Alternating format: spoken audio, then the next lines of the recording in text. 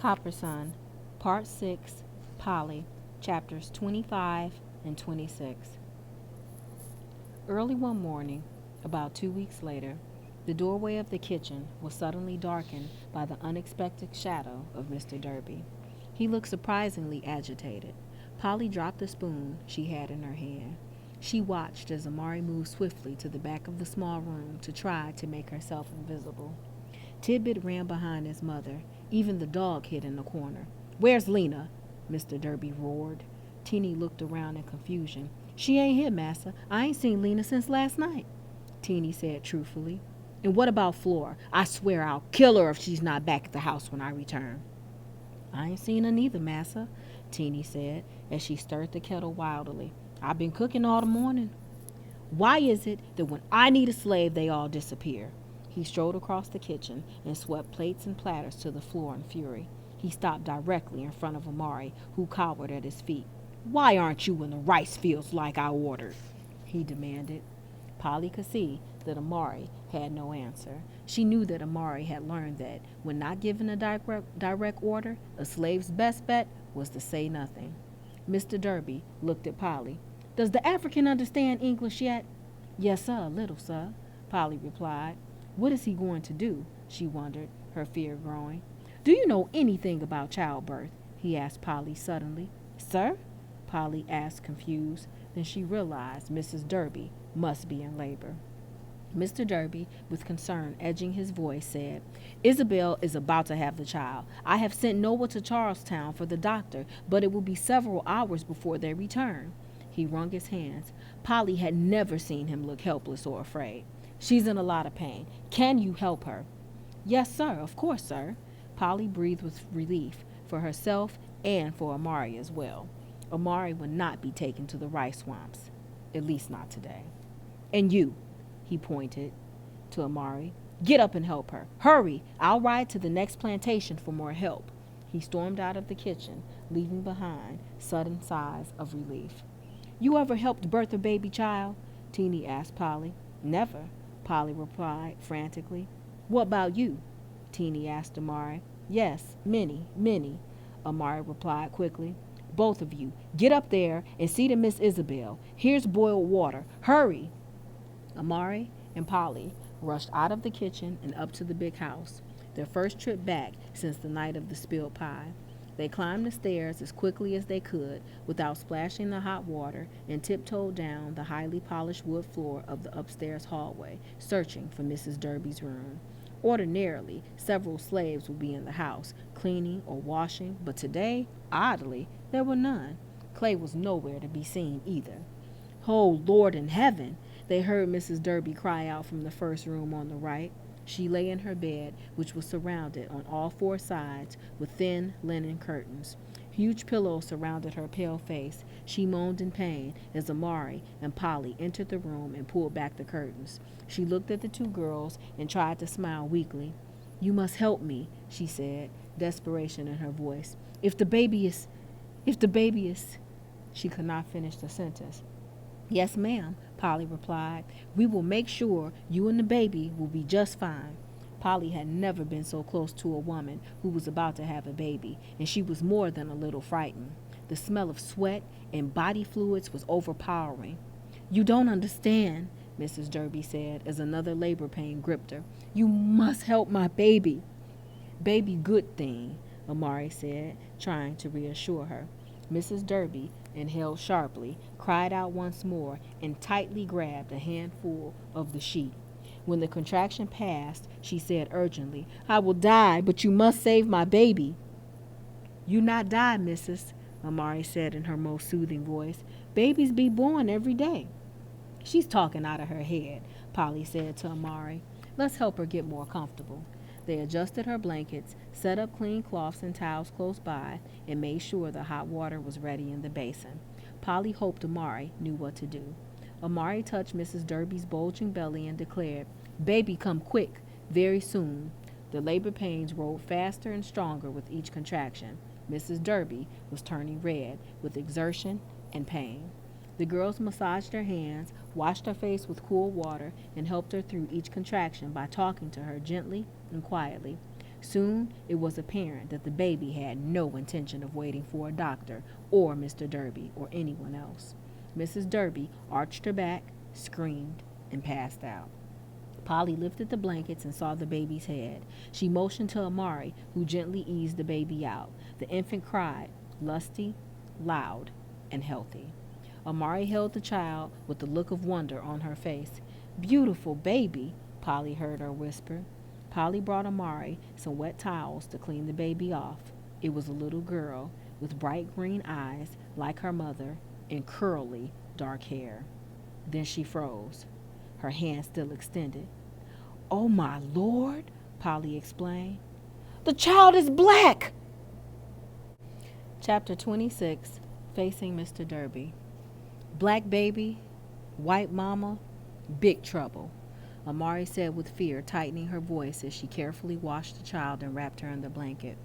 Polly's jumbled thoughts careened from how this could have happened, rape perhaps, to how Mr. Derby would react, uncontrollable rage, to be sure, to how she felt about a proper white woman producing a black baby, mild disgust at the very least. "What should we do?" Polly asked, almost panicked. "Tell Mr. Derby?" "No!" Amari cried, alarm in her voice. "Get Teeny. Hurry, hurry." Polly rushed out of the room, praying she would not encounter Clay or Mr. Derby as she ran to the kitchen. "Teeny," she screamed when she got there. "Come quickly. We don't know what to do." "Is the child born yet?" Teeny asked as she ran with Polly back to the house. "Yes, the baby is fine and healthy," Polly said, panting. "It's a little girl." "Do it look like Mrs. Derby, all pink and perfect?" "The child is not what anyone expected, Teeny." "What you mean, child? Is Miss Elabelle ailing?" "No, she's sleeping. She doesn't know yet." "Know what? You ain't making no sense, Polly." By that time, they had reached Miss Isabel's room. Amari was sitting in a chair with the baby in her arms, cuddling it close to her. Teeny stared at the baby in shock. "Oh, Lord, Lord, Lord," Teeny exclaimed as she sucked in her breath. "It be Noah," she announced with finality. "No wonder everybody be scarce as hen's teeth today." Noah, Polly thought. Noah? Of course, it all makes sense now. But how could she? Why was she? Polly's stomach churned as she tried to figure out the magnitude of this problem. At that moment, Mrs. Derby opened her eyes. She looked around in fear. "My baby," she asked desperately. "You got a purty little girl, child, Miss Isabel, but you got a big problem, ma'am," Teeny told her with concern in her voice. "May I see her?" Amari placed the sleeping baby in her mother's arms. Mrs. Derby gazed down at the child, her eyes brimming with tears. "My beautiful baby," she murmured over and over. Finally calmer, she looked up at Teeny and the girls. "I must explain," she whispered, "before I die." "You ain't gonna die, Miss Isabel," Teeny assured her. "You is fit and fine. Everybody feels a little poorly after having a baby." Tenderly, Mrs. Derby touched the infant's velvety brown face. "You don't understand. My husband will kill me," she said with certainty. "He adore you, ma'am," Teeny said reasonably. "Anybody who look at him can see that. He ain't gonna hurt you." Mrs. Derby blinked back tears. "Even though he married me for my money, I know he really has come to feel real affection for me. But I love Noah. I have for many years. And he loves me. But now Noah will die, and so will I. My husband is going to kill us both. And our baby." "He would never do such a thing." But Teeny knew that Mr. Derby was probably quite capable of murder and would be within the limits of social acceptability to do so for this impropriety. Her mind was reeling. "What to do?" Amari asked in a whisper. "What should we tell him, ma'am?" Polly asked. Mrs. Derby pushed herself up into a sitting position. She suddenly looked excited. "Tell him the baby died. Tell him it was a stillbirth. You must take my baby away to safety. Here, take her," she urged them. She lifted the baby up, but when Amari reached for the child, Mrs. Derby drew the child to her chest once more. "He gonna want to see the baby's body, ma'am," Teeny tried to reason. "Tell him it was deformed, a monster. Tell him anything. Just keep my baby safe." She kissed her daughter gently and snuggled her closer. "We best get you cleaned up 'fore Massa get back. He only went to the next plantation," Teeny declared. "I got a bad feeling about this. We all gonna hang 'fore nightfall. she muttered. Lord, Lord, Lord, what we gonna do? We done fell out of the trouble tree and hit every branch on the way down. Polly, Amari, and Teeny moved quickly to help Mrs. Derby get cleaned up and ready to face her husband. The baby nursed peacefully at her mother's breast, her cocoa brown skin a sharp contrast to Mrs. Derby's pinkness. Mrs. Derby patted the baby, held her close as she slept, and brushed away tears. Finally, she handed the infant to Amari. Protect her, she said simply. Amari blinked to keep away her own tears and took the baby with great seriousness. Polly watched as Amari held the perfect little infant close to her breast. We must go now, Mrs., Teeny said with quiet alarm. Mrs. Derby nodded with sad resignation as Polly, Amari, and Teeny left with the baby. As they crept down the steps, Teeny whispered to Amari, Sarah Jane just born the baby about 3 months ago. She got lots of milk. That's where we'll hide her for now. They tiptoed down the hall. Only Polly noticed Clay through a window as he approached the other side of the house. She signaled for Amari and Teeny to be still. He seemed to be looking in the other direction. She prayed he had just arrived back home and had not seen anything.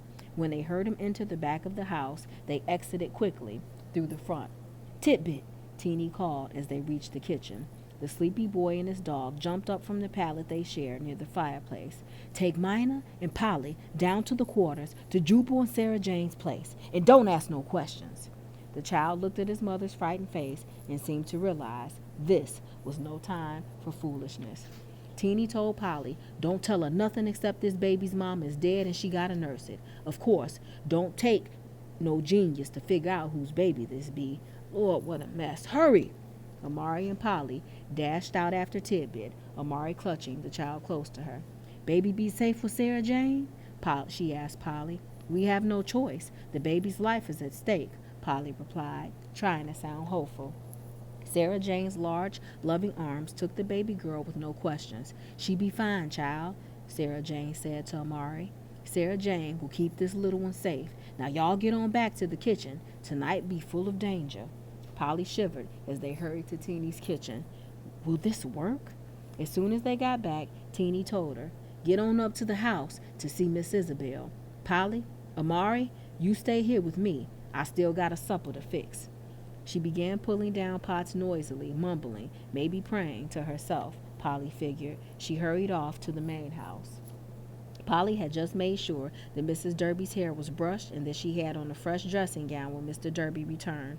Polly heard him rush up the stairs. She braced herself. He burst into the room where he found his wife fast asleep. Polly, sitting in a chair next to her, pretended to be weeping. Her heart thudded in her chest. She prayed she could convince him. Where's the baby? Mr. Derby demanded. He looked around in confusion. Polly, eyes full of honest fear, told him sadly, the baby was stillborn, sir. I'm sorry. But your wife is fine, she added. What? He took a few steps back. It died? He raked his fingers through his hair. His face seemed to crumple. Was it a boy or girl? He asked, barely able to choke out the words. A girl, sir. I want to see her. I want to see my baby. His voice broke. You don't want to do that, sir, Polly said, stammering a little. The child was, not normal. It is better to bury it quickly. Anguish whipped Mr. Derby's face. Don't you try to tell me what I want to do. Bring me the body of my daughter. He blinked furiously, but Polly could see the tears in his eyes. She didn't know what to do. At that moment, his wife's eyes fluttered open. She looked around, confused for a moment. When she saw her husband, she said with a sob, the baby never took a breath, Percival. I'm sorry. Are you all right, my darling? Mr. Derby asked her gently as he leaned over. She reached up and touched his face. I am fine. Did you see her, our daughter? He asked. Mrs. Derby hesitated. Yes, I did. She was deformed. She took a deep breath and closed her eyes. Polly was impressed with how effective she was. Mr. Derby narrowed his eyes. Something doesn't make sense here, he said suspiciously. He paced the room and looked at Polly sharply. I prayed every day for this baby, Mrs. Derby whispered. That much Polly knew was very true. I could not have fathered an imperfect child, Mr. Derby declared. He seemed agitated. I must see her, if nothing else, to say goodbye. Mrs. Derby spoke up frantically. I instructed the servants to wrap her and bury her far away from our home. Nonsense. Our daughter, regardless of any infirmity, must be buried with honor in our family plot, he told her. How dare you discard my child like that?